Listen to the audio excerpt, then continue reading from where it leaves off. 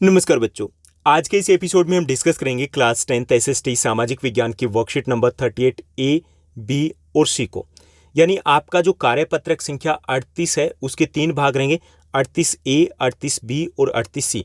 इन तीनों वर्कशीट को हम इसी सिंगल वीडियो में डिस्कस करने वाले हैं। तीनों वर्कशीट आपकी मैथ वर्क पर बेस्ड है। इसमें आपके 3rd चैप्टर जल संसाधन और 4th चैप्टर कृषि से रिलेटेड मैथ वर्क दिया गया, तो इनको हम इसी सिंगल वीडियो में डिस्कस करेंगे। ये आपकी 16 अक्टूबर यानी 16 अक्टूबर 2021 की वर्कशीट रहेगी। Let's begin. चलिए शुरुआत करते हैं। सबसे पहले हम डिस्कस करेंगे आपकी 38 ए वर्कशीट, यानी कि आपके जल संसाधन से रिलेटेड जो वर्कशीट है, जो मैप वर्क है, वो इस वर्कशीट में दिया गया। जल संसाधन जो आपके ज्योग्राफी भूगोल का 3rd चैप्टर है, ये आपके एनुअल एग्जाम के सिलेबस में शामिल नहीं है। यानी कि इस चैप्टर से रिलेटेड क्वेश्चंस आपके एनुअल एग्जाम में नहीं आएंगे, लेकिन इस चैप्टर का जो मैप वर्क है वो आपके एनुअल एग्जाम के सिलेबस में, यानी कि आपको सिर्फ मैप वर्क तैयार करना है। और मैप वर्क में हमें दिए गए यहाँ पर केवल 8 डैम्स यानी कि 8 बांध दिए गए। ओके, इन 8 बांधों को हम यहाँ पर डिस्कस करेंगे। पहला आपका सलाल डैम है, ये जम्मू कश्मीर में है। दूसरा भाखड़ा नंगल डैम है, ये पंजाब और हिमाचल प्रदेश की बॉर्डर के ऊपर है। ये 2 डैम है। भाखड़ा डैम है ये पंजाब में आ जाता है, और जो नंगल डैम है ये हिमाचल प्रदेश में आ जाता है, तो इसलिए हमें इसको एग्जैक्ट बॉर्डर के ऊपर शो करना है। ठीक। टिहरी डैम ये उत्तराखंड में, राणा प्रताप सागर डैम ये राजस्थान में आ जाता है, सरदार सरोवर डैम ये गुजरात में है, हीराकुंड डैम ये उड़ीसा में है, नागार्जुन सागर डैम ये तेलंगाना में है, और तुंगभद्रा डैम ये कर्नाटक में आ जाता है। अब हम मैप को देखते हैं कि हमें करना क्या है। तो यहाँ पर हमें टास्क दिया गया, जैसे यहाँ पे ये लोकेशन दी गई है। ठीक, तो यहाँ पे हमें लेबलिंग करनी है, यानी कि हमें नाम लिखना है कि ये पहला हो गया, ये दूसरा हो गया, तीसरा हो गया, चौथा हो गया, 5वां हो गया, ये छठा, 7वां और 8वां, यानी कि 8 हमें लोकेशन दी गई। पहली जो लोकेशन है ये आपकी सलाल डैम की रहेगी। दूसरी लोकेशन जो दी गई है ये पंजाब और हिमाचल की बॉर्डर के ऊपर, ये आपका भाखड़ा नंगल डैम है। तीसरा ये आपका टिहरी डैम है। चौथा ये आपका राणा प्रताप सागर डैम है। 5वां यहाँ पर ये आपका सरदार सरोवर डैम दिया गया। छठा यहाँ पर हीराकुंड डैम दिया गया है। 7वां आपका यहाँ पर नागार्जुन सागर डैम है, और 8वां यहाँ पर आपका दिया गया तुंगभद्रा डैम। चलिए इनको हम मैप में शो करते हैं ताकि आप अच्छे से समझ पाओ। तो यहाँ पर ऑलरेडी मैंने एक मैप है जो आपके लिए सॉल्व किया है। तो यहाँ पर सबसे पहले हम ऊपर से बात करेंगे। तो यहाँ पर ये जो लोकेशन है ये आपका सलाल डैम जम्मू कश्मीर में आ जाता है, और जम्मू के आसपास के इलाके में आ जाता है। तो इसकी लोकेशन वैसे भी इस बार इजी रहेगा, क्योंकि आपको लोकेट नहीं करना है एग्जाम में लोकेट करना नहीं आएगा। इन्हीं पर बेस्ड आपके एमसीक्यू जाएंगे। जैसे आपको लोकेशन दे दी और आपसे पूछा जाएगा कि पहचानिए कौन सा डैम है। ठीक, तो ये आपका सलाल डैम है। उसके बाद दूसरा यहाँ पर आ जाता है ये जो हिमाचल प्रदेश और पंजाब की बॉर्डर के ऊपर भाखड़ा नंगल डैम, ये एग्जैक्ट आपको बॉर्डर के ऊपर मिलेगा, क्योंकि इसमें से भाखड़ा डैम पंजाब में आता है और जो नंगल डैम है वो हिमाचल प्रदेश में आ जाता है। तीसरा आपका डैम है टिहरी डैम, ये उत्तराखंड में आ जाता है। ओके, टिहरी जो नदी है उसी के ऊपर बना हुआ है। चौथा यहाँ पर ये आ गया आपका राणा प्रताप सागर डैम, ये आपका चंबल नदी के ऊपर है और राजस्थान में आ जाता है। 5वां काफ़ी इंपॉर्टेंट डैम है, ये सरदार सरोवर डैम है, नर्मदा नदी के ऊपर है। इसको लेकर के काफ़ी ज़्यादा विवाद चल रहा है, एक आंदोलन कई सालों से अभी भी चल रहा है, नर्मदा बचाओ आंदोलन। ओके, तो ये सरदार सरोवर डैम है जो किसके ऊपर बना हुआ है, नर्मदा नदी के ऊपर। उसके बाद ये हीराकुंड डैम आ जाता है, जो भारत का सबसे लंबा डैम है, ये महानदी के ऊपर है और उड़ीसा में बना हुआ है। तो यहाँ पर ये आपको 6 डैम क्लियर हो गए होंगे। सलाल डैम, दूसरा भाखड़ा नंगल डैम, तीसरा टिहरी डैम, चौथा आपका राणा प्रताप सागर डैम, 5वां आपका सरदार सरोवर डैम, और छठा हो गया आपका हीराकुंड डैम। ठीक, अब हम 7वें और 8वां जो डैम है, बांध है, उनकी बात कर लेते हैं। 7वां जो आपका डैम दिया गया ये है नागार्जुन सागर डैम। ठीक, नागार्जुन सागर आपका डैम हो गया, ये यहाँ पर बिल्कुल बॉर्डर के पास है, लेकिन तेलंगाना में आएगा। और ये है आपका तुंगभद्रा डैम, ये डैम आपका कर्नाटका में है, तुंगभद्रा नदी के ऊपर बना हुआ है। तो ये हो गया हमारा पहली वर्कशीट हो गई 38 ए। आपका जितना भी मैप वर्क है क्लास 10th ज्योग्राफी का या हिस्ट्री का, वैसे फर्स्ट टर्म में आपके सिर्फ ज्योग्राफी के 3 ही चैप्टर है जिनसे रिलेटेड मैप वर्क रहेगा। वो रहेगा आपका 1st चैप्टर, 3rd चैप्टर जल संसाधन और 4th चैप्टर कृषि। तो सारा मैप वर्क हमने एक सिंगल वीडियो में डिस्कस किया हुआ है। अगर आपने वो वीडियो नहीं देखी तो आपको प्लेलिस्ट में जाना है, वहाँ पर क्लास 9 10th मैप वर्क को सर्च करना है, आपको वो वीडियो मिल जाएगी।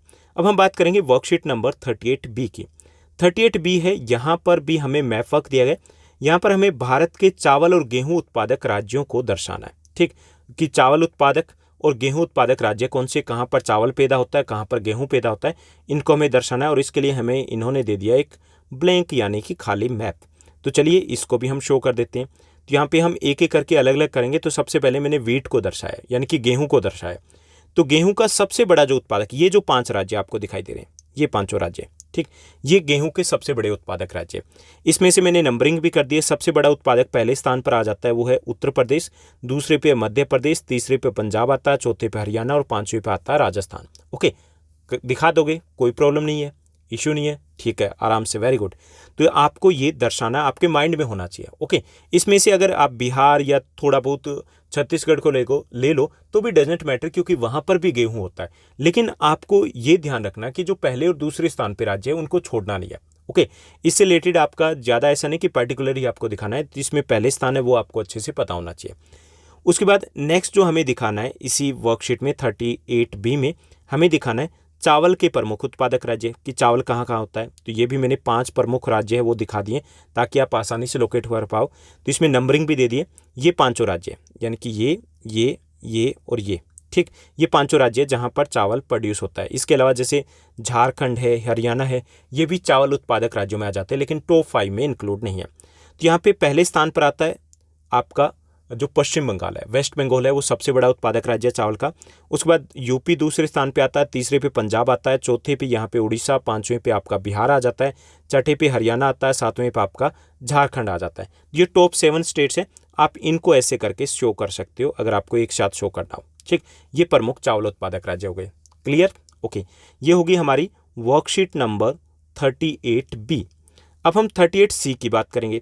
38C जो हमारी वर्कशीट दी गई, इसमें हमें कुछ प्रमुख फसलों को लोकेट करना है। ठीक, भारत के मानचित्र पर हमें गन्ना, चाय, कॉफ़ी, रबड़, कपास, जूट, इन्होंने कितनी फसलें दी है? 3 और 3 6 फसलें दी है। 2 हमने ऊपर डिस्कस कर ली, तो हम 6 के अलावा कुछ और फसलें वो भी हम लोकेट कर देंगे। तो ये हमें लोकेट करना है इसी सेम इंडिया के पॉलिटिकल मैप के ऊपर। तो चलिए इनको भी हम लोकेट करते हैं कि इनके प्रमुख उत्पादक राज्य बताने की कौन से स्टेट में क्या होता है। ठीक, तो यहाँ पर देखिए मैंने सब कुछ लोकेट कर दिया। तो यहाँ पे सबसे पहले यहाँ यूपी से शुरुआत करेंगे। यूपी है व्हीट यानी कि गेहूं और गन्ने का सबसे बड़ा उत्पादक राज्य। आपको यहाँ पे सिर्फ गन्ना शो करना है तो आप लोकेट कर दोगे। ये गन्ने का सबसे बड़ा उत्पादक राज्य यूपी रहेगा। उसके बाद चाय की बात करें तो चाय का सबसे बड़ा उत्पादक राज्य ये हो गया आपका असम। ठीक, ये चाय का सबसे बड़ा उत्पादक राज्य है। उसके बाद वेस्ट बंगाल की बात करें, ये वेस्ट बंगाल हो गया। ये आपका पटसन और चावल दोनों का सबसे बड़ा उत्पादक राज्य है। ठीक, पहले स्थान पर ये। जहाँ तक बात आती है कॉटन की, तो कॉटन में यानी कि कपास में गुजरात पहले स्थान पर है। तो यहाँ पे आप गुजरात लोकेट कर दोगे, नीचे लिख दोगे कपास। ओके, उसके बाद जवार की बात करें तो महाराष्ट्र जवार का सबसे बड़ा उत्पादक राज्य है। कॉफ़ी की बात करें तो कॉफ़ी और आगे 2 फसलें, दोनों में कर्नाटका पहले स्थान पर है। ठीक, तो कर्नाटका किस में आ जाएगा? आपका कॉफ़ी और आगे दोनों में आ जाएगा। उसके बाद आपका रह गया रबड़। रबड़ के उत्पादन की बात करें तो रबड़ में पहले स्थान पर आता है आपका केरला। यानी आपको कौन से स्टेट लोकेट करने, आपको प्रमुख फसलें उन्हीं के स्टेट लोकेट करने, वो आपको अच्छे से पता होना चाहिए, क्योंकि मैप वर्क है वो आपके लिए बहुत इंपॉर्टेंट रहने वाला है इस बार। तो यहाँ देखिए जो गेहूं और गन्ने की बात है तो इसमें यूपी पहले स्थान पर है। चाय में असम पहले स्थान पर है, टी के शेप में बना हुआ है, टी ही प्रोड्यूस करता है ये। उसके बाद पश्चिम बंगाल है, यहाँ पे पटसन, जूट और चावल सबसे ज़्यादा होता है, ये पहले स्थान पर है। गुजरात है वो कपास में पहले स्थान पर आता है। महाराष्ट्र वो जवार में पहले स्थान पर है, हालांकि ये इस वर्कशीट में पूछा नहीं गया लेकिन आपको पता होना चाहिए। और कर्नाटका वो कॉफ़ी में पहले स्थान पर आता है। कैसे कर्नाटका, कैसे कॉफ़ी। और रबड़ का सबसे बड़ा उत्पादक राज्य आपका केरल हो जाता है। तो ये आपका 38C का जो भी आपकी वर्कशीट थी उसका सॉल्यूशन था। उम्मीद करता हूँ आपको सब कुछ अच्छे से क्लियर हो गया होगा। जैसा कि मैंने बताया कि आपको वर्कशीट के साथ साथ आपको जो भी कंसेप्ट है वो अच्छे से क्लियर करने, मैप वर्क पर स्पेशली फोकस करना है। तो जितना भी आपका मैप वर्क है वो हमने एक सेपरेट वीडियो में डिस्कस किया हुआ है। आपको प्लेलिस्ट में जाना है, वहाँ पे 28 मिनट का एक वीडियो है जिसमें कंप्लीट आपका जितना भी मैप वर्क वो हमने अच्छे से डिस्कस किया है, शेयर किया आपके साथ। तो आप वहाँ जाइए और आप जा करके इसको एक बार प्रैक्टिस कर सकते हो। आज के इस वीडियो में, आज के इस वर्कशीट में बस इतना ही। Thank you, bye bye, have a nice day. मिलते हैं नेक्स्ट वीडियो में।